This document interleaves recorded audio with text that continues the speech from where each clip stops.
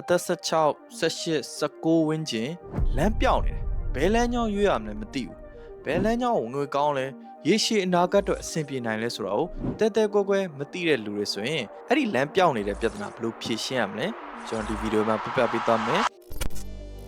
ပထမဆုံးကျွန်တော်တို့ကကိုစိတ်ဝင်စားတာတော့ကိုသိဖို့လိုတယ်ဟုတ်တယ်နော်ဒါပေမဲ့စိတ်ဝင်စားတာမသိဘူးဆိုရင်လည်းအရင်ကြီးတော့စိတ်မပူနဲ့ကိုယ့်ရဲ့ passion ကို18 19မှာရှာဖို့အတွက်ဆိုတော့တကယ်တော့နည်းနည်းခက်ခဲတယ်လုပ်ငန်းတစ်ခုလုပ်တာပဲဖြစ်ဖြစ်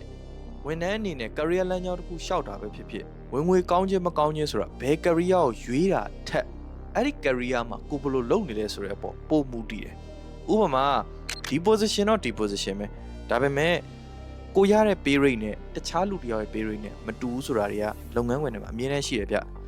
ဆိုပါတော့ဗျာ manager တယောက်အနေနဲ့8သိန်းရတယ်လို့သတ်မှတ်ပေးပေမဲ့ကျွန်တော်တို့360တဲ့ manager လည်းတွေ့ဘူးတာပဲ340တဲ့ manager လည်းရှိတာပဲကိုကလေးကြမှာ8သိန်းရနေတယ်ဆိုတော့ကကိုဒီလောက်ကိုဘယ်လိုလုပ်လဲဆိုတဲ့အပေါ်မူတည်တယ်အဲ့တော့ကိုဒီပတ်စံများများရအောင်အလုပ်တစ်ခုကိုလုပ်တတ်တယ်ဆိုတဲ့ပညာရက်ကိုသိထားတယ်ဆိုရင်